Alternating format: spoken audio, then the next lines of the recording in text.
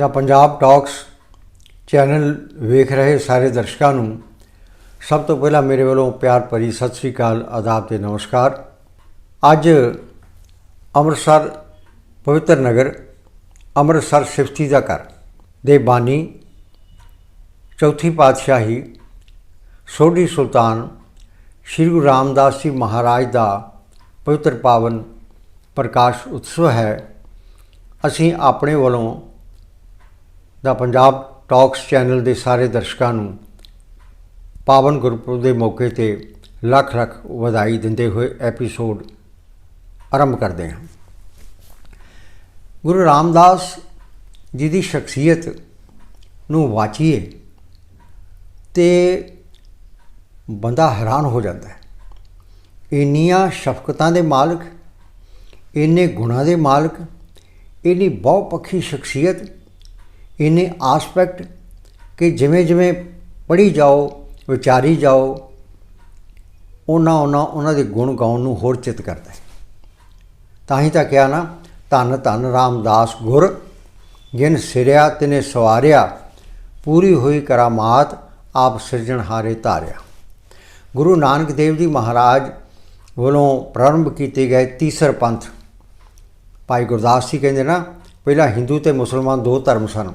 ਉਹਨਾਂ ਨੇ ਭਾਈ ਗੁਰਦਾਸ ਜੀ ਜਿਹੜੇ ਸਿੱਖ ਧਰਮ ਦੇ ਬਹੁਤ ਵੱਡੇ ਵਿਦਵਾਨ ਹੋਏ ਨੇ, ਜਿਨ੍ਹਾਂ ਨੇ ਗੁਰੂ ਗ੍ਰੰਥ ਸਾਹਿਬ ਲਿਖਣ ਦੀ ਸੇਵਾ ਕੀਤੀ ਗੁਰੂ ਅਰਜਨ ਦੇਵ ਜੀ ਦੇ ਨਾਲ, ਉਹ ਲਿਖਦੇ ਨੇ ਕਿ ਉਹਨਾਂ ਦੀਆਂ ਲਿਖਤਾਂ ਬਾਣੀ ਵਜੋਂ ਪ੍ਰਵਾਨਿਤ ਨੇ ਅਤੇ ਉਹਨਾਂ ਦਾ ਕੀਰਤਨ ਹੁੰਦਾ ਹੈ।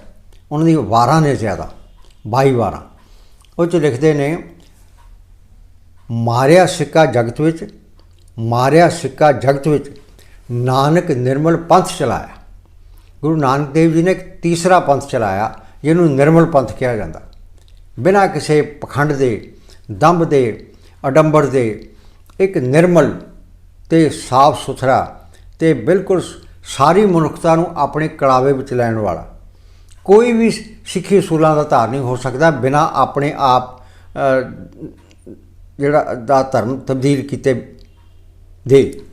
ਇਹ ਕਿੱਡੀ ਵੱਡੀ ਇੱਕ ਉਹਨਾਂ ਨੇ ਦੇਣ ਦਿੱਤੀ ਹੈ ਮਨੁੱਖਤਾ ਨੂੰ ਕਿ ਕੋਈ ਮੁਸਲਮਾਨ ਵੀ ਉੱਥੇ ਆਉਂਦੇ ਨੇ ਹਰਿਮੰਦਰ ਸਾਹਿਬ 'ਚ। ਕੋਈ ਕਦੀ ਕਿਸੇ ਹੋਰ ਧਰਮਾਂ ਦੇ ਧਰਮ ਸਥਾਨਾਂ 'ਚ ਜਾਓ, ਕਿ ਮੈਂ ਕਿਸੇ ਦੀ ਨਿੰਦਿਆ ਨਹੀਂ ਕਰਦਾ, ਇੱਕ ਫੈਕਟ ਹੈ, ਤੁਸੀਂ ਜਾਣਦੇ ਹੋ ਕਿ ਗੈਰ ਮਜ਼ਹਬ ਦਾ ਵਿਅਕਤੀ ਉਸ ਸਥਾਨ 'ਤੇ ਦਾਖਲ ਨਹੀਂ ਹੋ ਸਕਦਾ। ਪਰ ਗੁਰੂ ਰਾਮਦਾਸ ਜੀ ਵੱਲੋਂ ਇਹ ਜੋ ਡਿੱਠੇ ਸਭੇ ਥਾ ਤਾਂ ਹੀ ਤਾਂ ਕਿਹਾ, ਡਿੱਠੇ ਸਭੇ ਥਾਵ ਨਹੀਂ ਤੂੰ ਦੇਹਿਆ, ਬਧੋ ਪੁਰਖ ਦਾਤੇ ਤਾ ਤੂੰ ਸੋਹਿਆ। ਸ਼੍ਰੀ ਹਰਿਮੰਦਰ ਸਾਹਿਬ ਆ ਰਿਹਾ ਹੈ।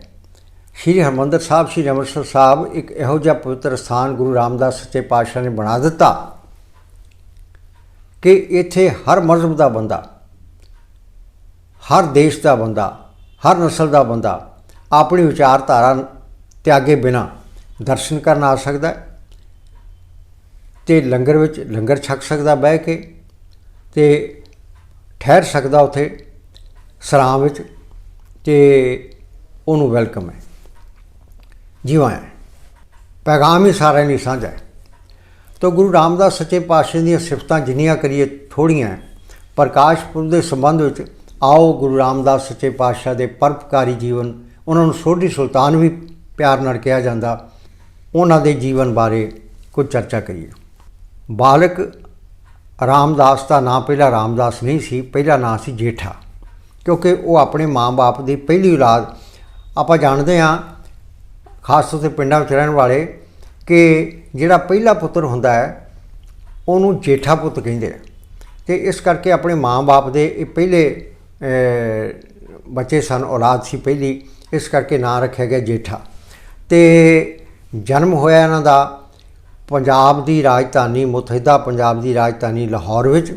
ਚੂਨਾ ਮੰਡੀ ਇਲਾਕਾ ਹੈ, ਬਹੁਤ ਭੀੜ ਭੜੱਕੇ ਵਾਲਾ ਇਲਾਕਾ ਹੈ, ਬਹੁਤ ਤੰਗ ਜਿਹਾ, ਜਿਨ੍ਹਾਂ ਨੇ ਦਰਸ਼ਨ ਕੀਤੇ ਉਹ ਦੱਸਦੇ, ਤੰਗ ਜਿਹੀਆਂ ਗਲੀਆਂ ਵਿੱਚ ਉਹਨਾਂ ਦਾ ਟਿਕਾਣਾ ਸੀ, ਰਿਹਾਇਸ਼ ਸੀ। ਅਤੇ ਪਿਤਾ ਦਾ ਨਾਂ ਸੀ ਬਾਬਾ ਭਾਈ ਹਰਦਾਸ, ਅਤੇ ਮਾਤਾ ਦਾ ਨਾਂ ਸੀ ਮਾਤਾ ਦਇਆਵੰਤੀ। ਕੁਝ ਲੋਕ ਮਾਤਾ ਦਇਆ ਕੌਰ ਵੀ ਕਹਿ ਦਿੰਦੇ, ਪਰ ਕੌਰ ਅਤੇ ਸਿੰਘ ਦਾ ਲਕਬ ਗੁਰੂ ਗੋਬਿੰਦ ਸਿੰਘ ਸਾਹਿਬ ਨੇ ਦਿੱਤਾ। ਉਸ ਤੋਂ ਪਹਿਲਾਂ ਇਸ ਤਰ੍ਹਾਂ ਦੇ ਨਾਂ ਹੁੰਦੇ ਸਨ। ਭਾਈ ਹਰਦਾਸ ਅਤੇ ਮਾਤਾ ਦਇਆਵੰਤੀ ਦੇ ਗ੍ਰਹਿ ਵਿਖੇ ਇਹਨਾਂ ਦਾ ਜਨਮ ਚੂਨਾ ਮੰਡੀ ਲਾਹੌਰ ਵਿੱਚ ਹੋਇਆ। ਤੇ ਕਰਨੀ ਦੇਵ ਨੇਤ ਨਾਲ ਐਸੀ ਹੋਈ ਕਿ 1 ਸਾਲ ਦੇ ਸਨ ਤੇ ਮਾਤਾ ਜੀ ਅਕਾਲ ਚਲਾਣਾ ਕਰ ਗਏ। ਫਿਰ ਬੱਚੇ ਦੀ ਪਰਵਰਿਸ਼ ਦੀ ਜ਼ਿੰਮੇਵਾਰੀ ਬਹੁਤ ਵੱਡੀ ਹੁੰਦੀ ਹੈ, ਉਹ ਬਾਪ ਦੇ ਮੋਢੇ 'ਤੇ ਆ ਗਈ। ਤੇ ਬਾਪ ਨਾਲੇ ਤਾਂ ਰੋਟੀ ਪਾਣੀ ਦਾ ਆਰ ਵੀ ਕਰਨਾ ਤੇ ਘਰ ਨੂੰ ਚਲਾਉਣ ਦਾ ਵੀ ਜਿਹੜਾ ਕੰਮ ਆ ਉਹ ਵੀ ਜ਼ਿੰਮੇਵਾਰੀ ਉਹਨਾਂ 'ਤੇ ਆ ਗਈ। ਤੇ ਨਾਲ ਬੱਚੇ ਨੂੰ ਪਾਲਣ ਦੀ ਜ਼ਿੰਮੇਵਾਰੀ ਮੁੱਢਲੇ ਦਿਨਾਂ 'ਚ ਬਹੁਤ ਵੱਡੀ ਹੁੰਦੀ ਹੈ। ਤੇ 7 ਸਾਲ ਤੱਕ ਉਹਨਾਂ ਨੇ ਪ੍ਰਤਿਪਾਲਨਾ ਕੀਤੀ। ਤੇ ਫਿਰ ਦੂਜਾ ਭਾਣਾ ਵਰਤ ਗਿਆ ਕਿ 1 ਸਾਲ ਬਾਅਦ ਮਾਤਾ ਜੀ ਚੜ੍ਹਾਈ ਕਰ ਗਏ, ਦਇਆਵੰਤੀ ਜੀ। ਤੇ 7 ਸਾਲ ਦੇ ਹੋਏ ਸਨ ਜਦੋਂ ਪਿਤਾ ਜੀ ਦਾ ਸਾਇਆ ਵੀ ਸਿਰ ਤੋਂ ਉੱਠ ਗਿਆ। ਉਸ ਵੇਲੇ ਫਰਜ਼ ਬਣਦਾ ਸੀ ਜਿਹੜੇ ਉਹਨਾਂ ਦੇ ਸ਼ਰੀਕੇ ਦੇ ਰਿਸ਼ਤੇਦਾਰ ਸਨ ਕਿ ਉਸ ਬੱਚੇ ਦੀ ਸੰਭਾਲ ਕਰਦੇ, ਪਰ ਉਹਨਾਂ ਨੇ ਕੋਈ ਸੰਭਾਲ ਨਹੀਂ ਕੀਤੀ, ਉਹਨਾਂ ਨੇ ਕੋਈ ਧਿਆਨ ਨਹੀਂ ਦਿੱਤਾ ਇਸ ਪਾਸੇ। ਉਹਨਾਂ ਦੀ ਨਾਨੀ ਜੀ ਨੇ ਉਹਨਾਂ ਦੀ ਪਾਲਣਾ ਕੀਤੀ। ਫਿਰ ਨਾਨੀ ਜੀ ਨੇ ਉਹਨਾਂ ਨੂੰ ਜਦੋਂ ਦੇਖਿਆ ਕਿ ਇਹ ਤਾਂ ਪਾਸਾ ਇਹਨਾਂ ਨੇ ਮੂੰਹ ਮੋੜ ਲਿਆ, ਪਾਸਾ ਵੱਟ ਲਿਆ, ਇਹਦੀ ਬਾਂਹ ਫੜਨ ਵਾਲਾ ਹੁਣ ਕੋਈ ਨਹੀਂ, ਕੋਈ ਸਹਾਇਤਾ ਕਰਨ ਵਾਲਾ ਨਹੀਂ, ਤੇ ਇੱਥੇ ਰਹਿ ਕੇ ਕੀ ਕਰਨਾ। ਤੇ ਉਹ ਫਿਰ ਉਹਨਾਂ ਦੇ ਨਾਨਕੇ ਜਿਹੜੇ ਸਨ ਬਾਲਕ ਰਾਮਦਾਸ ਜੀ ਦੇ ਜੇਠਾ ਜੀ ਦੇ, ਉਹ ਬਾਸਰਕੇ ਜ਼ਿਲ੍ਹਾ ਅੰਮ੍ਰਿਤਸਰ ਵਿੱਚ ਬਹੁਤ ਵੱਡਾ ਪਵਿੱਤਰ ਸਥਾਨ ਹੈ ਜਿੱਥੇ ਗੁਰੂ ਅਮਰਦਾਸ ਜੀ ਵੀ ਰਹੇ, ਜਿੱਥੇ ਸੰਨ ਸਾਹਿਬ ਗੁਰਦੁਆਰਾ ਹੈ। ਉੱਥੇ ਨਾਨਕੇ ਪਿੰਡ ਨਾਨੀ ਜੀ ਉਹਨਾਂ ਨੂੰ ਲਾਇਆ, ਉੱਥੇ ਉਹਨਾਂ ਦੀ ਪ੍ਰਤਿਪਾਲਨਾ ਹੋਈ। ਤੇ ਉਹਨਾਂ ਨੂੰ ਫਿਰ ਬਾਲਕ ਰੂਪ ਵਿੱਚ ਹੀ, ਕਿਉਂਕਿ ਪੇਟ ਖਾਣ ਲਈ ਮੰਗਦਾ, ਤੇ ਕਿਰਤ ਕਰਨੀ, ਨਾਮ ਜਪਣਾ, ਵੰਡ ਛਕਣਾ ਗੁਰੂ ਨਾਨਕ ਦੇਵ ਜੀ ਨੇ ਸਾਨੂੰ ਉਪਦੇਸ਼ ਦਿੱਤਾ। ਉਹਦੇ ਮੁਤਾਬਕ ਕਿਰਤ ਕਰਨੀ ਸ਼ੁਰੂ ਕਰ ਦਿੱਤੀ। ਕਿਰਤ ਬਿਰਤ ਕਰ ਧਰਮ ਦੀ ਹੱਥੋਂ ਦੇ ਕੇ ਭਲਾ ਮਨਾਵੇ, ਭਾਈ ਗੁਰਦਾਸ ਜੀ ਕਹਿੰਦੇ। ਉਹਨਾਂ ਨੇ ਫਿਰ ਘੁੰਗਣੀਆਂ, ਆਮ ਘੁੰਗਣੀਆਂ ਲਫ਼ਜ਼ ਵਰਤਦੇ ਆ, ਮੈਂ ਥੋੜ੍ਹਾ ਜਿਹਾ ਸਰਲ ਕਰ ਦਿੰਦਾ। ਜਿਹੜੇ ਛੋਲੇ ਹੁੰਦੇ ਆ ਨਾ, ਉਬਾਲ ਕੇ ਉਹਨਾਂ ਨੂੰ ਵਧੀਆ ਤਰੀਕੇ ਨਾਲ ਤੜਕਾ ਲਾ ਕੇ ਤੇ ਉਹ ਕਿਸੇ ਮੋਕਲੇ ਭਾਂਡੇ ਵਿੱਚ ਪਾ ਕੇ ਸੀਸ 'ਤੇ ਰੱਖ ਕੇ ਤੇ ਉਹ ਵੇਚਣ ਦਾ ਕੰਮ ਸ਼ੁਰੂ ਕੀਤਾ। ਇਹ ਕਿਰਤ ਫਿਰ ਨਾਲ ਕਿਉਂਕਿ ਧਾਰਮਿਕ ਬਿਰਤੀ ਦੀ ਸੀ ਨਾਨੀ, ਉਹਨੇ ਧਰਮ ਕਰਮ ਵਿੱਚ ਵੀ ਲਾ ਦਿੱਤਾ। ਗੁਰੂ ਘਰ ਨਾਲ ਪਿਆਰ ਵੀ ਬਣ ਗਿਆ, ਕਿਉਂਕਿ ਬਾਸਰਕੇ ਜਿਹੜਾ ਸੀ ਉਹ ਧਾਰਮਿਕ ਬਹੁਤ ਵੱਡਾ ਅਸਥਾਨ ਸੀ। ਤੇ ਉਹ ਦਿਨੇ ਸੇਵਾ ਕਰਦੇ, ਆਪਣਾ ਸੇਵਾ ਵੀ ਕਰਦੇ ਤੇ ਘੁੰਗਣੀਆਂ ਵੀ ਵੇਚਦੇ, ਉਹ ਛੋਲੇ ਵੀ ਵੇਚਦੇ ਉਬਲੇ ਹੋਏ, ਇਹਦੇ ਨਾਲ ਆਪਣੀ ਪੂਰਤੀ ਕਰਦੇ ਯਥਾ ਸ਼ਕਤ। ਉਹਦੇ ਵਿੱਚੋਂ ਜੋ ਗੁਰੂ ਕੇ ਲੰਗਰ ਵਿੱਚ ਵੀ ਉਹ ਸੇਵਾ ਕਰਦੇ। ਦੇਖੋ ਇੰਨਾ ਉੱਚਾ ਜੀਵਨ ਸੀ ਬਚਪਨ ਤੋਂ ਹੀ। ਫਿਰ ਇੱਕ ਇਤਿਹਾਸ ਮੋੜ ਆਉਂਦਾ ਹੈ। ਗੁਰੂ ਅਮਰਦਾਸ ਜੀ ਉਦੋਂ ਗੁਰਗੱਦੀ 'ਤੇ ਸੁਭਾਇਮਾਨ ਸਨ। ਗੁਰੂ ਅਮਰਦਾਸ ਜੀ ਨੂੰ ਇੱਕ ਕਿਸਾਨ ਨੇ, ਇੱਕ ਜ਼ਿਮੀਂਦਾਰ ਸੀ ਗੋਂਦਾ, ਉਹਨੇ ਬੇਨਤੀ ਕੀਤੀ ਸੱਚੇ ਪਾਤਸ਼ਾਹ, ਜਿੱਥੇ ਹੁਣ ਗੋਇੰਦਵਾਲ ਸਾਹਿਬ ਹੈ ਉਹਦੇ ਨਾਂ 'ਤੇ ਵਸਿਆ। ਉਹਨਾਂ ਨੇ ਕਿਹਾ ਗੁਰੂ ਅਮਰਦਾਸ ਜੀ ਨੂੰ, ਗੋਂਦੇ ਜੱਟ ਨੇ, ਕਿ ਸੱਚੇ ਪਾਤਸ਼ਾਹ ਮੇਰੀ ਜ਼ਮੀਨ ਬਹੁਤ ਹੈ ਇੱਥੇ, ਆਪ ਜੀ ਕਿਰਪਾ ਕਰਕੇ ਕੋਈ ਨਗਰ ਵਸਾਓ। ਸਾਰੇ ਗੁਰੂ ਸਾਹਿਬਾਨ ਨੇ ਨਗਰ ਵਸਾਏ। ਅੱਗੇ ਵੀ ਇੱਕ ਐਪੀਸੋਡ ਜ਼ਿਕਰ ਕੀਤਾ ਸੀ, ਵੱਖਰਾ ਐਪੀਸੋਡ ਸੀ। ਗੁਰੂ ਨਾਨਕ ਦੇਵ ਜੀ ਨੇ ਕਰਤਾਰਪੁਰ ਸਾਹਿਬ, ਗੁਰੂ ਅੰਗਦ ਦੇਵ ਜੀ ਨੇ ਖਡੂਰ ਸਾਹਿਬ, ਗੁਰੂ ਅਮਰਦਾਸ ਜੀ ਨੇ ਗੋਇੰਦਵਾਲ ਸਾਹਿਬ, ਗੁਰੂ ਰਾਮਦਾਸ ਜੀ ਨੇ ਤਾਂ ਫਿਰ ਕਮਾਲ ਹੀ ਕਰ ਦਿੱਤੀ ਨਾ, ਨਿੱਠੇ ਸਭੇ ਥਾਵ ਨਹੀਂ ਤੁਜਿਹਾ। ਸੱਚਖੰਡ ਸ਼੍ਰੀ ਹਰਿਮੰਦਰ ਸਾਹਿਬ, ਇਹਦਾ ਪਹਿਲਾ ਨਾਂ ਸੀ ਚੱਕ ਰਾਮਦਾਸਪੁਰ, ਗੁਰੂ ਰਾਮਦਾਸ ਜੀ ਦੇ ਨਾਂ 'ਤੇ। ਫਿਰ ਇਹਦਾ ਨਾਂ ਅੰਮ੍ਰਿਤਸਰ ਪਿਆ ਸਰੋਵਰ ਕਰਕੇ, ਅੰਮ੍ਰਿਤ ਸਰੋਵਰ ਸਦ ਭਰਿਆ। ਫਿਰ ਮਾਤਾ ਜੀ ਇਹਨਾਂ ਨੂੰ ਜਦੋਂ ਉਹ ਗੋਂਦੇ ਦੀ ਬੇਨਤੀ ਫਿਰ ਪ੍ਰਵਾਨ ਕੀਤੀ ਗੁਰੂ ਅਮਰਦਾਸ ਜੀ ਨੇ, ਤੇ ਉੱਥੇ ਨਗਰ ਵਸਾਇਆ ਜਿਹੜਾ ਹੁਣ ਘੋਗਵਾਸਾ ਨਗਰ ਹੈ, ਗੋਇੰਦਵਾਲ ਸਾਹਿਬ 'ਤੇ ਬਹੁਤ ਪਵਿੱਤਰ ਸਥਾਨ ਹੈ। ਉੱਥੇ ਬੌਲੀ ਸਾਹਿਬ ਦਾ ਨਿਰਮਾਣ, ਜਿਹਦੀਆਂ 84 ਪੌੜੀਆਂ ਨੇ। ਤੁਸੀਂ ਹੈਰਾਨ ਹੋਵੋਗੇ, ਪਿੱਛੇ ਜਿਹੇ ਅੰਗਰੇਜ਼ ਆਏ, ਅੰਗਰੇਜ਼ਾਂ ਦਾ ਇੱਕ ਜਥਾ ਆਇਆ ਬਾਹਰਲੇ ਦੇਸ਼ ਤੋਂ, ਉਹਨਾਂ ਨੇ ਲੈਮੀਨੇਸ਼ਨ ਕਰਵਾ ਕੇ ਜਪਜੀ ਸਾਹਿਬ ਉੱਥੇ ਵਾਰਾ ਹੈ ਕਿ 84 ਪੌੜੀਆਂ 'ਤੇ ਇੱਕ ਪੌੜੀ 'ਤੇ ਬੈਠ ਕੇ ਜਪਜੀ ਸਾਹਿਬ ਦਾ ਪਾਠ ਕਰੋ ਅੰਤਰਾਤਮੇ ਧਿਆਨ ਧਰ ਕੇ, ਅਤੇ ਤੁਹਾਡੀ 84 ਕੱਟੀ ਜਾਵੇ, ਨਾਲ ਇਸ਼ਨਾਨ ਵੀ ਕਰੋ। ਉਹਨਾਂ ਅੰਗਰੇਜ਼ਾਂ ਦੀ ਸ਼ਰਧਾ ਵੇਖੋ। ਉਹ ਬੌਲੀ ਸਾਹਿਬ ਦਾ ਨਿਰਮਾਣ ਜਦੋਂ ਸ਼ੁਰੂ ਕੀਤਾ, ਉਦੋਂ ਫਿਰ ਮਾਤਾ ਜੀ, ਉਹਨਾਂ ਦੇ ਨਾਨੀ ਜੀ, ਉਹਨਾਂ ਨੂੰ ਬਾਸਰਕੇ ਤੋਂ ਗੋਇੰਦਵਾਲ ਸਾਹਿਬ ਲੈ ਆਏ। ਉੱਥੇ ਦਿਨੇ ਇਸੇ ਤਰ੍ਹਾਂ ਉਹਨਾਂ ਨੇ ਸੇਵਾ ਕਰਨੀ। ਅਤੇ ਗੁਰੂ ਅਮਰਦਾਸ ਸੱਚੇ ਪਾਤਸ਼ਾਹ ਜਾਣਦੇ ਸੀ, ਸਭ ਕੁਝ ਵੇਖਦੇ ਸੀ ਆਪਣੀਆਂ ਮੁਬਾਰਕ ਅੱਖੀਆਂ ਨਾਲ, ਆਪਣੀ ਦੀਦਿਆਂ ਨਾਲ, ਕਿ ਇਹ ਬਾਲਕ ਸੇਵਾ ਕਿੰਨੀ ਕਰਦਾ ਹੈ। ਇਹ ਨੌਜਵਾਨ ਉਦੋਂ ਨੌਜਵਾਨ ਅਵਸਥਾ ਵਿੱਚ ਆ ਚੁੱਕੇ ਸਨ ਕਿ ਸੇਵਾ ਇਹਦੀ ਕਿੰਨੀ ਸੁਚੱਜੀ ਸੇਵਾ ਹੈ, ਕਿੰਨੀ ਨਿਰਸਵਾਰਥ ਸੇਵਾ ਹੈ। ਸਭ ਕੁਝ ਉਹ ਅੰਤਰਜਾਮੀ ਸਨ। ਅਤੇ ਉਹਨੇ ਦਿਨੇ ਘੁੰਗਣੀਆਂ ਵੇਚਣੀਆਂ ਅਤੇ ਫਿਰ ਲੰਗਰ ਵਿੱਚ ਸੇਵਾ ਵੀ ਕਰਨੀ। ਅਤੇ ਉਹ ਜਿਹੜੀ ਸੀ ਬੌਲੀ ਬਣ ਰਹੀ, ਉਹਦੇ ਵਿੱਚ ਵੀ ਸੇਵਾ, ਉਸ ਸੇਵਾ ਕਾਰਜ ਵਿੱਚ ਵੀ ਹਿੱਸਾ ਲੈਣਾ। ਅਤੇ ਉੱਥੇ ਫਿਰ ਇੱਕ ਦਿਨ ਗੁਰੂ ਉਹ ਹੋਕਾ ਦੇ ਰਹੇ ਸੀ ਗਲੀ ਵਿੱਚ, ਘੁੰਗਣੀਆਂ ਲੈ ਲਓ ਘੁੰਗਣੀਆਂ। ਅਤੇ ਹਰ ਮਾਂ ਬਾਪ ਨੂੰ ਆਪਣੀ ਧੀ ਦੇ ਵਿਆਹ ਦੀ ਚਿੰਤਾ ਤਾਂ ਹੁੰਦੀ ਹੈ ਜਦੋਂ ਵਿਆਹੁਣ ਯੋਗ ਹੋ ਜਾਂਦੀ ਹੈ। ਅਤੇ ਬੀਬੀ ਭਾਨੀ ਜੀ ਗੁਰੂ ਅਮਰਦਾਸ ਸਾਹਿਬ ਦੇ ਸਪੁੱਤਰੀ ਬੀਬੀ ਭਾਨੀ ਜੀ, ਉਹ ਜਵਾਨ ਹੋ ਚੁੱਕੇ ਸਨ। ਅਤੇ ਗੁਰੂ ਅਮਰਦਾਸ ਦੇ ਘਰੋਂ ਉਹਨਾਂ ਦੇ ਮਹਿਲ ਕਹਿਣ ਲੱਗੇ ਆਪਣੇ ਪਤੀ ਦੇਵ ਨੂੰ ਕਿ ਆਪਣੀ ਧੀ ਭਾਨੀ ਹੁਣ ਜਵਾਨ ਹੋ, ਦੋ ਧੀਆਂ ਸਨ, ਇੱਕ ਭਾਈ ਰਾਮਾ ਜੀ ਨੂੰ ਵਿਆਹੀ ਹੋਈ ਸੀ, ਦੂਜੀ ਭਾਈ ਜੇਠਾ ਜੀ ਨੂੰ, ਉਦੋਂ ਤੱਕ ਨਾਂ ਭਾਈ ਜੇਠਾ ਹੀ ਸੀ। ਉਹਨਾਂ ਨੇ ਕਿਹਾ ਵੀ ਹੁਣ ਕੋਈ ਵਰ ਲੱਭੀਏ। ਅਤੇ ਉਹਨਾਂ ਨੇ ਕਿਹਾ ਲੱਭ ਲਵਾਂਗੇ। ਕਿਹੋ ਜਿਹਾ ਲੱਭੀਏ? ਕਹਿੰਦੇ ਜਿਹੋ ਜਿਹਾ ਉਹ ਮੁੰਡਾ ਹੈ, ਉਹ ਜਿਹੜਾ ਘੁੰਗਣੀਆਂ ਵੇਚਦਾ ਹੈ, ਕਿਉਂਕਿ ਜਲਾਲ ਬੜਾ ਸੀ ਚਿਹਰੇ 'ਤੇ।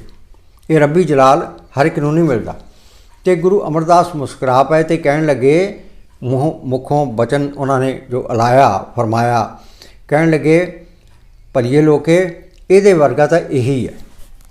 ਗੁਰੂ ਅਮਰਦਾਸ ਜੀ ਦੇ ਮਨ ਨੂੰ ਭਾ ਗਿਆ। ਇਹ ਸਤ ਬਚਨ ਕਹਿ ਕੇ ਮਾਤਾ ਜੀ ਨੇ ਵੀ ਪ੍ਰਵਾਨ ਕਰ ਲਿਆ। ਅਤੇ ਫਿਰ ਗੁਰੂ ਅਮਰਦਾਸ ਜੀ ਨੇ ਆਪਣੀ ਸਪੁੱਤਰੀ ਬੀਬੀ ਭਾਨੀ ਜੀ ਦਾ ਵਿਆਹ ਜਾਂ ਆਨੰਦ ਕਾਰਜ ਕਹਿ ਲਓ, ਉਹ ਭਾਈ ਜੇਠਾ ਜੀ ਨਾਲ ਕਰ ਦਿੱਤਾ। ਅਤੇ ਅੱਗੋਂ ਫਿਰ ਉਹਨਾਂ ਦੇ 3 ਸਪੁੱਤਰ ਪੈਦਾ ਹੋਏ, ਇੱਕ ਪ੍ਰਿਥੀ ਚੰਦ, ਇੱਕ ਮਹਾਦੇਵ ਅਤੇ ਇੱਕ ਅਰਜਨ ਦੇਵ, ਜਿਹੜੇ ਕਿ ਛੋਟੇ ਸਨ ਉਮਰ ਵਿੱਚ ਪਰ ਗੁਣਾਂ ਵਿੱਚ ਬਹੁਤ ਵੱਡੇ ਸਨ। ਉਹਨਾਂ ਦੀ ਲਿਆਕਤ ਨੂੰ ਦੇਖਦੇ ਹੋਏ ਉਹਨਾਂ ਨੂੰ ਫਿਰ 5ਵੀਂ ਜੋਤ ਜਿਹੜੀ ਸੀ ਉਹ ਪ੍ਰਗਟ ਕੀਤੀ ਗੁਰੂ ਸਾਹਿਬ ਨੇ। ਪੰਚਮ ਪਾਤਸ਼ਾਹ ਫਿਰ ਗੁਰੂ ਅਰਜਨ ਦੇਵ ਜੀ ਆਪਣੇ ਸਪੁੱਤਰ ਨੂੰ, ਛੋਟੇ ਨੂੰ, ਉਹਨਾਂ ਨੇ ਗੁਰਗੱਦੀ ਦੀ ਬਖਸ਼ਿਸ਼ ਕੀਤੀ। ਤੋ ਇਹ ਹੈ ਇੱਥੋਂ ਤੱਕ ਇਤਿਹਾਸ। ਇਦੋਂ ਅੱਗੇ ਫਿਰ ਉੱਥੇ ਜਦੋਂ ਉਹ ਬਣਦੀ ਸੀ ਬੌਲੀ, ਅਤੇ ਉਦੋਂ ਉਹ ਜਦੋਂ ਕਰਦੇ ਸਨ ਨਾ ਸੇਵਾ, ਅਤੇ ਇੱਕ ਦਿਨ ਐਸਾ ਹੋਇਆ ਕਿ ਉਹਨਾਂ ਦੇ ਜਿਹੜੇ ਉਹ ਸ਼ਰੀਕੇ ਵਾਲੇ ਜਿਨ੍ਹਾਂ ਨੇ ਸਾਰ ਨਹੀਂ ਸੀ ਲਈ, ਉਹ ਕਿਤੇ ਕਹਿੰਦੇ ਚਲੋ ਗੁਰੂ ਸਾਹਿਬ ਦੇ ਦਰਸ਼ਨ ਕਰੀਏ, ਗੁਰੂ ਅਮਰਦਾਸ ਜੀ ਦੀ ਵਡਿਆਈ ਬੜੀ ਸੁਣੀ ਹੈ। ਉੱਥੇ ਜਦੋਂ ਆ ਗਏ, ਤਮਾਸ਼ਬੀਨ ਜਿਹੇ ਬੰਦੇ ਸਨ ਅਤੇ ਦੁਨੀਆਦਾਰ ਇੱਦਾਂ ਦੇ ਹੁੰਦੇ ਨੇ। ਉਹ ਜਦੋਂ ਦੇਖਿਆ ਕਿ ਉਹਨਾਂ ਨੇ ਪਛਾਣ ਲਿਆ, ਅਤੇ ਇਹਨਾਂ ਨੇ ਵੀ ਪਛਾਣ ਲਿਆ ਵੀ ਸਾਡੇ ਰਿਸ਼ਤੇਦਾਰ ਆਏ ਆ ਲਾਹੌਰੋਂ ਚੱਲ ਕੇ। ਅਤੇ ਉਹਨਾਂ ਨੇ ਦੇਖਿਆ ਕਿ ਦਾੜੇ ਵਿੱਚ ਉੱਥੇ, ਕਿਉਂਕਿ ਟੋਕਰੀ ਚੱਕੀ ਹੋਈ ਸੀ ਮਿੱਟੀ ਦੀ, ਕਿਉਂਕਿ ਬੌਲੀ ਬਣਦੀ ਸੀ ਨਾ, ਪਟਾਈ ਦਾ ਵੀ ਕੰਮ ਹੁੰਦਾ ਸੀ, ਡੂੰਘੀ ਹੁੰਦੀ ਆ ਬੌਲੀ, ਖੂਹ ਡੂੰਘਾ ਹੁੰਦਾ, ਉਦੋਂ ਖੂਹ ਹੀ ਹੁੰਦੇ ਸਨ, ਬੌਲੀ ਵੀ ਇੱਕ ਕਿਸਮ ਦਾ ਖੂਹ ਹੈ। ਅਤੇ ਉਹਨਾਂ ਦੇ ਦਾੜੇ ਵਿੱਚ ਉਹ ਮਿੱਟੀ ਪਈ ਹੋਈ ਸੀ, ਅਤੇ ਸੀਸ ਵਿੱਚ ਵੀ, ਜਿਹਦੇ 'ਚ ਟੋਕਰੀ ਢੋਂਦੇ ਸਨ, ਕੰਮ ਕਰਦੇ ਸਨ, ਮਿਹਨਤਕਸ਼ ਕੰਮ ਲੋਕ ਜੋ ਕੰਮ ਕਰਦੇ ਨੇ। ਅਤੇ ਉਹਨਾਂ ਨੇ ਸ਼ਿਕਾਇਤ ਕੀਤੀ ਗੁਰੂ ਅਮਰਦਾਸ ਜੀ ਕੋਲ, ਕਹਿੰਦੇ ਤਾਨਾ ਜਿਹਾ ਮਾਰਿਆ ਕਿਸਮ ਦਾ ਨਹੋਰਾ, ਕਹਿੰਦੇ ਜਵਾਈ ਭਾਈ ਦੀ ਆਹ ਕਦਰ ਹੈ, ਜਵਾਈ ਭਾਈ ਨੂੰ ਤਾਂ ਲੋਕ ਅੱਖਾਂ 'ਤੇ ਬਿਠਾਉਂਦੇ ਨੇ। ਅਤੇ ਗੁਰੂ ਅਮਰਦਾਸ ਜੀ ਹੱਸ ਪਏ, ਕਹਿੰਦੇ ਅਸੀਂ ਕੀ ਕੀਤਾ ਫਿਰ? ਕਹਿੰਦੇ ਤੁਸੀਂ ਤਾਂ ਦੇਖੋ ਉਹਨੂੰ ਤਾਂ ਟੋਕਰੀਆਂ ਢੋਂਦੇ ਹੋ। ਅਤੇ ਗੁਰੂ ਸਾਹਿਬ ਨੇ ਕਿਹਾ ਇਹ ਟੋਕਰੀ ਨਹੀਂ, ਇਹ ਮਿੱਟੀ ਨਹੀਂ, ਇਹ ਇਹਨਾਂ ਦੇ ਸੀਸ 'ਤੇ ਤੁਹਾਡੀਆਂ ਅੱਖਾਂ ਵੇਖਣ ਵਾਲੀਆਂ ਨਹੀਂ, ਇਹਨਾਂ ਦੇ ਸੀਸ ਦੇ ਉੱਤੇ ਸੋਨੇ ਦਾ ਛਤਰ ਝੁੱਲ ਰਿਹਾ। ਇਹ ਪਹਿਲਾ ਅਗੰਮੀ ਬਚਨ ਸੀ, ਪਹਿਲੀ ਅਸੀਸ ਸੀ ਜਿਹੜੀ ਗੁਰੂ ਅਮਰਦਾਸ ਸੱਚੇ ਪਾਤਸ਼ਾਹ ਨੇ ਬਖਸ਼ਿਸ਼ ਕੀਤੀ। ਅਤੇ ਉਸ ਤੋਂ ਬਾਅਦ ਜਦੋਂ ਆਪਣੇ ਸੱਚਖੰਡ ਪਿਆਨੇ ਦਾ ਉਹਨਾਂ ਨੂੰ ਆਭਾਸ ਹੋ ਗਿਆ, ਆਭਾਸ ਤਾਂ ਮਹਾਂਪੁਰਖਾਂ ਨੂੰ ਹਰ ਵੇਲੇ ਹੁੰਦਾ। ਉਹਨਾਂ ਨੇ ਦੇਖਿਆ ਕਿ ਸਾਡਾ ਸਮਾਂ ਨੇੜੇ ਆ ਗਿਆ।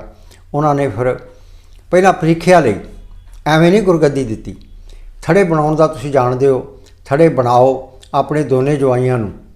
ਪੁੱਤਰ ਉਹਨਾਂ ਦੇ ਗੁਰੂ ਅਮਰਦਾਸ ਜੀ ਸਨ, ਭਾਈ ਮੋਹਨ ਜੀ ਅਤੇ ਭਾਈ ਮੋਹਰੀ ਜੀ।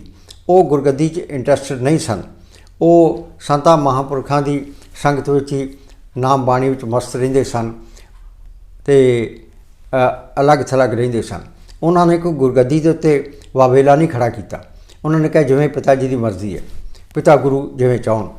ਫਿਰ ਉਹਨਾਂ ਨੇ ਆਪਣੇ ਦੋਨੇ ਜਿਹੜੇ ਦਾਮਾਦ ਸਨ, ਭਾਈ ਜੇਠਾ ਅਤੇ ਭਾਈ ਰਾਮਾ, ਉਹਨਾਂ ਨੂੰ ਕਿਹਾ ਥੜੇ ਬਣਾਓ।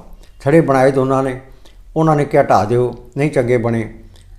ਉਹਨਾਂ ਨੇ ਫਿਰ ਕਿਹਾ ਦੁਬਾਰਾ, ਫਿਰ ਉਹਨਾਂ ਨੇ ਬਣਾਏ। ਫਿਰ ਉਹਨਾਂ ਨੇ ਕਿਹਾ ਨਹੀਂ ਠੀਕ ਬਣੇ।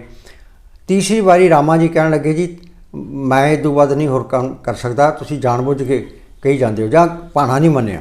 ਜਿਵੇਂ ਗੁਰੂ ਨਾਨਕ ਦੇਵ ਜੀ ਨੇ ਪਰਖ ਕੀਤੀ ਸੀ, ਉਹੀ ਪ੍ਰਣਾਲੀ ਅੱਗੇ ਤੋਰਦੇ ਹੋਏ ਗੁਰੂ ਅਮਰਦਾਸ ਜੀ ਨੇ ਪ੍ਰੀਖਿਆ ਲਈ। ਅਤੇ ਭਾਈ ਜੇਠਾ ਜੀ ਸਨ ਜਿਹੜੇ ਕਹਿੰਦੇ ਰਹੇ ਕਿ ਸੱਚੇ ਪਾਤਸ਼ਾਹ ਆਪ ਹੁਕਮ ਕਰੋ, ਮੈਂ ਫਿਰ ਬਣਾ ਦਿੰਦਾ। ਅਸਲ 'ਚ ਥੜੇ ਤਾਂ ਠੀਕ ਹੀ ਬਣਦੇ ਸਨ, ਪ੍ਰੀਖਿਆ ਲੈਣ ਦਾ ਇੱਕ ਢੰਗ ਸੀ ਅਨੋਖਾ, ਵਿਕੋਲਤਰਾ ਢੰਗ। ਅਤੇ ਉਸ ਪ੍ਰੀਖਿਆ ਵਿੱਚ ਪੂਰੇ ਉਤਰੇ ਅਤੇ ਪੂਰੇ ਉਤਰਨ 'ਤੇ ਫਿਰ ਗੁਰੂ ਅਮਰਦਾਸ ਜੀ ਮਹਾਰਾਜ ਨੇ ਸੱਚਖੰਡ ਪਿਆਨਾ ਕਰਨ ਤੋਂ ਕੁਝ ਦਿਨ ਪਹਿਲਾਂ ਉਹਨਾਂ ਅੱਗੇ 5 ਪੈਸੇ ਨਾਰੀਅਲ ਰੱਖ ਕੇ ਅਤੇ ਬਾਬਾ ਬੁੱਢਾ ਜੀ ਬ੍ਰਹਮ ਗਿਆਨੀ, ਬਾਬਾ ਬੁੱਢਾ ਜੀ ਨੇ ਦੂਜੀ ਪਾਤਸ਼ਾਹੀ, ਤੀਜੀ ਪਾਤਸ਼ਾਹੀ, ਚੌਥੀ ਪਾਤਸ਼ਾਹੀ, ਪੰਜਵੀਂ ਪਾਤਸ਼ਾਹੀ ਅਤੇ 6ਵੀਂ ਪਾਤਸ਼ਾਹੀ ਤੱਕ ਤਿਲਕ ਲਾਉਣ ਦੀ ਅਤੇ ਗੁਰਗੱਦੀ ਦੇਣ ਦੀ ਰਸਮ ਜਿਹੜੀ ਆ ਉਹ ਨਿਭਾਉਣ ਦੀ ਬਹੁਤ ਮਹਾਨ ਅਤੇ ਪਰਉਪਕਾਰੀ ਸੇਵਾ ਕੀਤੀ ਹੈ। ਉਹ ਉਹਨਾਂ ਦੇ ਹਿੱਸੇ ਹੀ ਆਇਆ ਇਹ ਸੇਵਾ ਦਾ ਜੋ ਮਹਾਨ ਕਾਰਜ। ਇਸ ਤਰ੍ਹਾਂ ਉਹਨਾਂ ਨੂੰ ਸੁਭਾਇਮਾਨ ਕੀਤਾ ਅਤੇ ਕੁਝ ਦਿਨਾਂ ਬਾਅਦ ਸ਼੍ਰੀ ਗੁਰੂ ਅਮਰਦਾਸ ਜੀ ਮਹਾਰਾਜ ਸੱਚਖੰਡ ਪਿਆਨਾ ਕਰ ਗਏ। ਫਿਰ ਉਹਨਾਂ ਨੂੰ ਪਹਿਲਾਂ ਬਚਨ ਕਰ ਗਏ ਸਨ ਕਿ ਤੁਸੀਂ ਹੁਣ ਇੱਥੋਂ ਸ਼ਿਫਟ ਕਰਕੇ ਇੱਕ ਨਗਰੀ ਵਸਾਓ।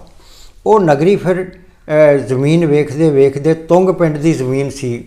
ਉੱਥੇ ਜਿਹੜੇ ਜੱਟ ਪਰਿਵਾਰ ਸਨ ਉਹਨਾਂ ਕੋਲੋਂ ਜ਼ਮੀਨ ਲਈ।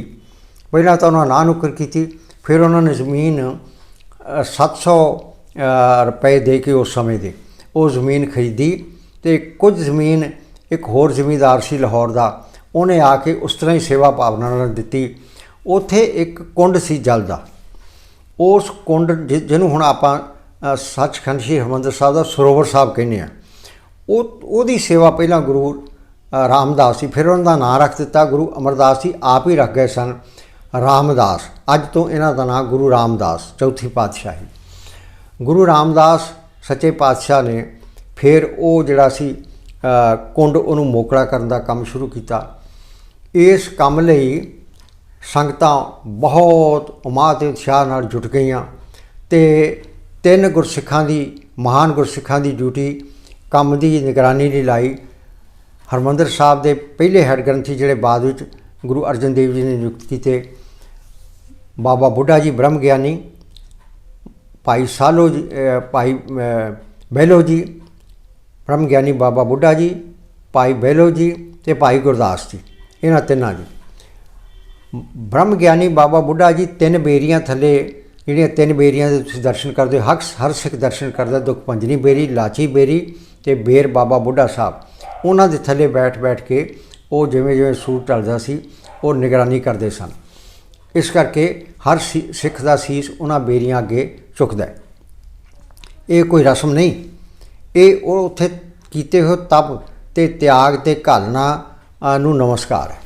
ਇਸ ਤਰ੍ਹਾਂ ਇਹ ਜਦੋਂ ਸਰੋਵਰ ਮੁਕੰਮਲ ਹੋ ਗਿਆ, ਪੂਰਨ ਤਾਲ ਖਟਾਇਆ ਅੰਮ੍ਰਿਤਸਰ ਜੋਤ ਗਾਵੇ, ਬੈਠਾ ਸੋਢੀ ਪਾਤਸ਼ਾਹ ਰਾਮਦਾਸ ਸਤਿਗੁਰੂ ਕਹਾਵੇ। ਇਹ ਗੁਰਬਾਣੀ ਦੀ ਤੁਕ ਹੈ। ਅਤੇ ਇਸ ਤਰ੍ਹਾਂ ਗੁਰੂ ਸਾਹਿਬ ਨੇ ਅੰਮ੍ਰਿਤ ਸਰੋਵਰ ਸਦ ਭਰਿਆ। ਇਹ ਹਮੇਸ਼ਾ ਭਰਿਆ ਹੀ ਰਹਿੰਦਾ। ਗੁਰੂ ਅਮਰਦਾਸ ਸਰ ਅਪਰ ਭਰੇ। ਇਹ ਭੱਟਾਂ ਦੇ ਸੋਈਏ ਨੇ ਜਿਹੜੇ ਗੁਰੂ ਰਾਮਦਾਸ ਜੀ ਦੀ ਉਸਤਤ ਵਿੱਚ ਉਚਾਰੇ ਗਏ ਆ ਕਿ ਗੁਰੂ ਅਮਰਦਾਸ ਸਰ ਅਪਰ ਭਰੇ। ਜਿਹੜੇ ਅਪਰ ਦਾ ਮਤਲਬ ਜਿਹੜੇ ਭਰੇ ਹੋਏ ਨਹੀਂ, ਖਾਲੀ ਨੇ, ਊਣੇ ਨੇ, ਉਹਨਾਂ ਨੂੰ ਬਖਸ਼ਾਂ ਅਤੇ ਰਹਿਮਤਾਂ ਨਾਲ, ਅਧਿਆਤਮਵਾਦ ਨਾਲ ਲਬਰੇਜ਼ ਕਰਨ ਲਈ ਇਸ ਦੁਨੀਆ ਵਿੱਚ ਗੁਰੂ ਰਾਮਦਾਸ ਸੱਚੇ ਪਾਤਸ਼ਾਹ ਜੀ ਪ੍ਰਗਟ ਹੋਏ ਨੇ। ਇਹ ਹੈ ਗੁਰੂ ਰਾਮਦਾਸ ਜੀ ਦੀ ਵਡਿਆਈ। ਜਿੰਨੀ ਵੀ ਕੀਤੀ ਜਾਵੇ ਉਨੀ ਥੋੜ੍ਹੀ ਹੈ।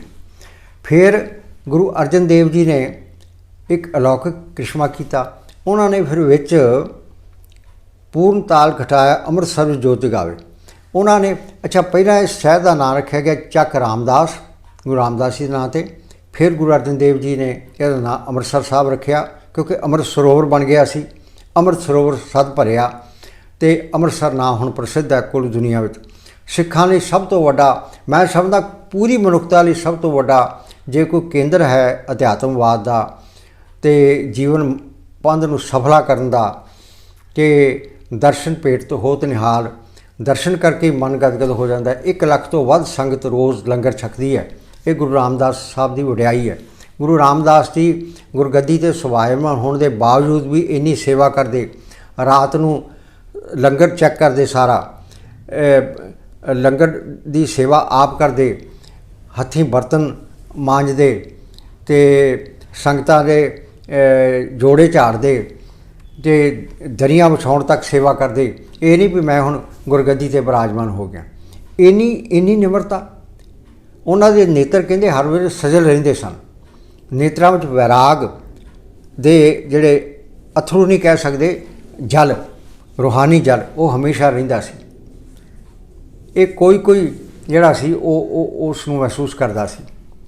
तो इस तरह फिर गुरु अमरदास जी की कृपा सदका ऐसी एक बख्शिश हुई उन्होंने, उन्होंने दृष्टि बहुत दीर्घ दृष्टि सी।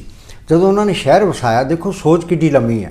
उन्होंने फिर कई प्रकार के जिहड़े कारीगर सी उन्होंने लिया के दूरों दूरों बुला के, हर किता करने वाले, लकड़ी का काम करने वाले, सोने का काम करने वाले, मनियारी का काम करने वाले, जिहड़े मठियाइयाँ तैयार करने वाले, ते जिहड़े पंसारी का काम करने वाले, यानी हरेक किते दे जिहड़े कारीगर सी जां उहदे नाल संबंधित लोग सी, और सद के उत्थे वसाए ते उन्हां दी आर्थिक मदद की कि अमृतसर शहर तरक्की करे। तो गुरु रामदास जी की कृपा सदका देश वंड तो पहला लाहौर ते अमृतसर व्यापार के बहुत वड्डे केंद्र सन। ये जे ना मुल्क की वंड हुंदी, वंड भागा वरतारा ना वरतदा, तो ये जिहड़ा व्यापार सी ये अरबां खरबां च जाना सी। हुण भी इसनूं खोलण की लोड़ है, लांघा खोलण की। इत्थे लांघा करतारपुर का खुला, उत्थे व्यापार भी खुलना चाहिए। गुरु रामदास जी कृपा करनगे, ये भी मनशा पूरी हो जाएगी। तो मैं गल करदा सी कि गुरु रामदास जी महाराज ने फिर बाणी उचारण की। बाणी उन्होंने उन्होंने बहुत वड्डी इस खेत्र में देन है।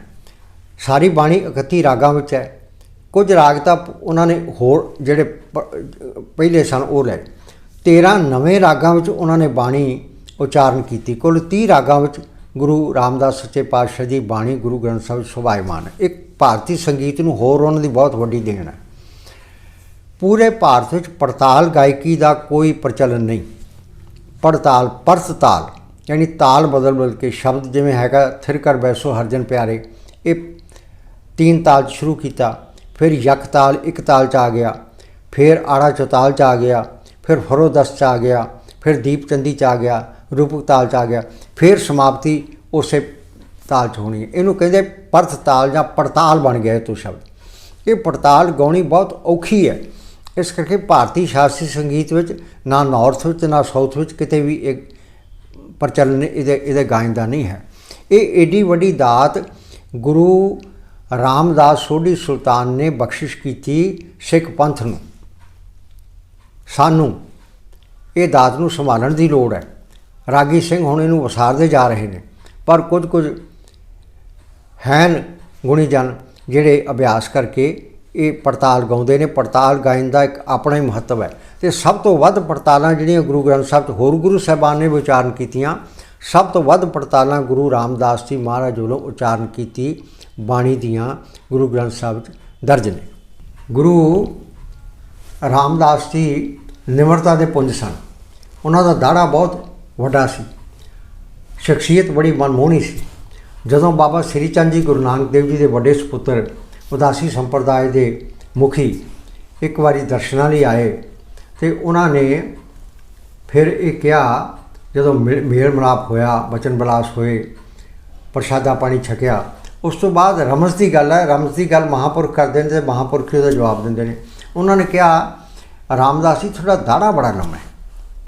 तो गुरु रामदास जी ने पता की जवाब दिता, ਉਹ ਕਹਿਣ ਲੱਗੇ ਕਿ ਆਪ ਵਰਗੇ ਮਹਾਂਪੁਰਖਾਂ ਦੇ ਚਰਨ ਝਾੜਨ ਵਾਸਤੇ, ਤੇ ਨਾਲ ਹੀ ਉਹ ਆਪਣੇ ਦਾੜੇ ਨਾਲ ਉਹਨਾਂ ਦੀ ਚਰਨਾਂ ਨੂੰ ਜਦੋਂ ਉਹ ਸਪਰਸ਼ ਕਰਨ ਲੱਗੇ ਤੇ ਉੱਥੇ ਹੱਥ ਫੜ ਲਏ। ਤੇ ਬਾਬਾ ਸ੍ਰੀ ਚੰਦ ਜੀ ਪੂਰਨ ਬ੍ਰਹਮ ਗਿਆਨੀ, ਮਹਾਨ ਤਪਸਵੀ, ਰਾਜਯੋਗੀ, ਪਤਾ ਕੀ ਫਰਮਾਉਣ ਲੱਗੇ? ਉਹਨਾਂ ਨੇ ਫਰਮਾਇਆ, ਇਹੋ ਹੀ ਤਾਂ ਸਿਫਤ ਸੀ, ਐਵੇਂ ਨਹੀਂ ਗੱਦੀ ਤੁਹਾਨੂੰ ਮਿਲੀ, ਇਹੋ ਹੀ ਸਿਫਤ ਸੀ ਜਿਹਦੇ ਕਰਕੇ ਜਿਹੜੀ ਗੁਰਗੱਦੀ ਹੈ ਉਹ ਤੁਹਾਨੂੰ ਪ੍ਰਾਪਤ ਹੋਈ ਹੈ। ਕਿਉਂ ਇਹੋ ਜਿਹੀ ਨਿਰਮਾਣਤਾ ਗੁਰੂ ਰਾਮਦਾਸ ਜੀ ਮਹਾਰਾਜ ਦੇ ਅੰਦਰ ਸੀ। ਮਹਾਨ ਪਰਉਪਕਾਰੀ, ਐਸਾ ਇੱਕ ਸਾਨੂੰ ਭਵ ਸਾਗਰ ਤਰਨ ਲਈ ਇੱਕ ਐਸਾ ਸਥਾਨ ਦੇ ਗਏ ਕੁੱਲ ਦੁਨੀਆ ਤੋਂ ਅੱਜ ਉੱਥੇ ਸਾਰਾ ਦਿਨ ਕਥਾ ਕੀਰਤਨ ਦਾ ਪ੍ਰਵਾਹ ਚੱਲਦਾ ਹੈ।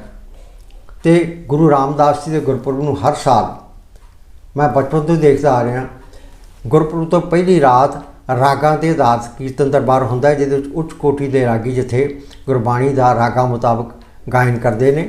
ਤਕਰੀਬਨ 8-10 ਘੰਟੇ ਇਹ ਚੱਲਦਾ ਹੈ। ਉਸ ਤੋਂ ਬਾਅਦ ਹੁਣ ਤਾਂ ਲਾਈਵ ਦੇ ਸਾਧਨ ਹੋ ਗਏ, ਘਰ ਬੈਠੇ ਤੁਸੀਂ ਦੇਖ ਸਕਦੇ ਹੋ। ਉਸ ਤੋਂ ਬਾਅਦ ਦੂਸਰੇ ਦਿਨ ਸਾਰਾ ਦਿਨ ਦੀਵਾਨ ਲੱਗਦਾ ਹੈ। ਆਸਾ ਦੀ ਵਾਰ ਤੋਂ ਲੈ ਕੇ 3 ਪਹਿਰੇ ਦੀ ਚੌਕੀ ਤੋਂ ਲੈ ਕੇ ਸਮਾਪਤੀ ਤੱਕ ਆਤਿਸ਼ਬਾਜ਼ੀ ਹੁੰਦੀ ਹੈ, ਜਲਾਓ ਸਜਦੇ ਨੇ ਅਤੇ ਗੁਰੂ ਦੀਆਂ ਖੁਸ਼ੀਆਂ ਪ੍ਰਾਪਤ ਕਰਕੇ ਫਿਰ ਸੰਗਤਾਂ ਘਰਾਂ ਨੂੰ ਮੁੜਦੀਆਂ ਨੇ। ਕਥਾ ਦਾ ਪ੍ਰਵਾਹ ਪਹਿਲਾਂ ਸੰਤ ਸਿੰਘ ਜੀ ਮਸਕੀਨ 20-25 ਦਿਨ ਕਥਾ ਕਰਿਆ ਕਰਦੇ ਸਨ ਦਿਵਾਲੀ ਤੱਕ, ਅਤੇ ਹੁਣ ਗਿਆਨੀ ਪਿੰਦਰਪਾਲ ਸਿੰਘ ਕਥਾ ਕਰਦੇ ਨੇ ਉਹਨਾਂ ਦੀ ਜਗ੍ਹਾ, ਕਿਉਂਕਿ ਉਹ ਸਰੀਰਕ ਤੌਰ 'ਤੇ ਹੁਣ ਸਾਡੇ ਦਰਮਿਆਨ ਗਿਆਨੀ ਸੰਤ ਸਿੰਘ ਜੀ ਮਸਕੀਨ ਮਹਾਨ ਵਿਦਵਾਨ ਮੌਜੂਦ ਨਹੀਂ। ਇਹ ਹੈ ਗੁਰੂ ਰਾਮਦਾਸ ਸੱਚੇ ਪਾਤਸ਼ਾਹ ਦੀ ਅਕਥ ਕਥਾ। ਉਹਨਾਂ ਦੀ ਹਮਰੀ ਜੇਬਾ ਏਕ ਪ੍ਰਭ ਕੇ ਗੁਣ ਅਗਮ ਅਥਾ, ਮੇਰੀ ਜ਼ੁਬਾਨ ਇੱਕ ਹੈ, ਪਰ ਗੁਰੂ ਰਾਮਦਾਸ ਜੀ ਦੀਆਂ ਇੰਨੀਆਂ ਸਿਫਤਾਂ ਨੇ, ਇੰਨੀਆਂ ਉਹਨਾਂ ਦੀਆਂ ਵਡਿਆਈਆਂ ਨੇ, ਇੰਨੀ ਉਹਨਾਂ ਦੀ ਉਪਮਾ ਹੈ ਕਿ ਜੇ ਮੈਂ ਕਰਨ ਲੱਗਾ ਤੇ ਮੇਰੇ ਕੋਲੋਂ ਲਫ਼ਜ਼ ਹੀ ਨਹੀਂ ਹੋਣਗੇ ਜਿਨ੍ਹਾਂ ਦੇ ਨਾਲ ਮੈਂ ਸੋਢੀ ਸੁਲਤਾਨ ਸ਼੍ਰੀ ਗੁਰੂ ਰਾਮਦਾਸ ਸੱਚੇ ਪਾਤਸ਼ਾਹ ਦੀ ਉਸਤਤ ਨੂੰ ਸਹੀ ਢੰਗ ਨਾਲ ਬਿਆਨ ਕਰ ਸਕਾਂ। ਅਤੇ ਇਸ ਭੱਟਾਂ ਦੇ ਇਸ ਸਵਈਏ ਨਾਲ ਗੁਰੂ ਰਾਮਦਾਸ ਸੱਚੇ ਪਾਤਸ਼ਾਹ ਦੇ ਚਰਨਾਂ ਵਿੱਚ ਆਪਾਂ ਸਾਰੇ ਮੈਂ ਮੇਰੇ ਨਤਮਸਤਕ ਹੁੰਦੇ ਹੋਏ ਇਸ ਐਪੀਸੋਡ ਨੂੰ ਇੱਥੇ ਸਮਾਪਤ ਕਰਦੇ ਹਾਂ। ਹਮ ਅਵਗੁਣ ਭਰੇ ਏਕ ਗੁਣ ਨਾਹੀ, ਅੰਮ੍ਰਿਤ ਛਾੜ ਬੇਕੇ ਖਾਹੀ, ਮਾਇਆ ਮੋਹ ਭਰਮ ਪੈ ਭੂਲੇ, ਸੁਧਾਰਾ ਸੁਪੀਤ ਲਗਾਈ, ਇੱਕ ਉੱਤਮ ਪੰਥ ਸੁਣੇ ਗੁਰ ਸੰਗਤ, ਤੇ ਮਿਲੰਤ ਜਮਤਾਸ ਮਿਟਾਈ, ਇੱਕ ਅਰਦਾਸ ਪਾਠ ਕੀਰਤ ਕੀ। ਇਹ ਕੀਰਤ ਪਟ ਹੋਇਆ ਉਹਦਾ ਸਵਈਆ। ਇੱਕ ਅਰਦਾਸ ਪਾਠ ਕੀਰਤ ਕੀ, ਕਿਹੜੀ ਅਰਦਾਸ? ਗੁਰੂ ਰਾਮਦਾਸ ਰਾਖੋ ਸੁਨਾਈ, ਧੰਨ ਧੰਨ ਰਾਮਦਾਸ ਗੁਰ ਜਿਨ ਸਿਰਿਆ ਤਨੇ ਸਵਾਰਿਆ, ਪੂਰੀ ਹੋਈ ਕਰਾਮਾਤ ਆਪ ਸਿਰਜਣਹਾਰੇ ਧਾਰਿਆ, ਗੁਰੂ ਡਿੱਠਾ ਤਾਂ ਮਨ ਸਾਧਾਰਿਆ। ਇੱਕ ਵਾਰੀ ਫਿਰ ਤੁਹਾਨੂੰ ਸ਼੍ਰੀ ਰਾਮਦਾਸ ਜੀ ਮਹਾਰਾਜ ਦੇ ਪ੍ਰਕਾਸ਼ ਪੁਰਬ 'ਤੇ ਲੱਖ ਲੱਖ ਵਧਾਈ ਦਿੰਦੇ ਹੋਏ ਐਪੀਸੋਡ ਨੂੰ ख़त्म ਕਰਨ ਦੀ, ਸਮਾਪਤ ਕਰਨ ਦੀ ਇਜਾਜ਼ਤ ਚਾਹੁੰਦੇ ਹਾਂ। ਬਹੁਤ ਬਹੁਤ ਸ਼ੁਕਰੀਆ ਐਪੀਸੋਡ ਵੇਖਣ ਲਈ। ਧੰਨਵਾਦ।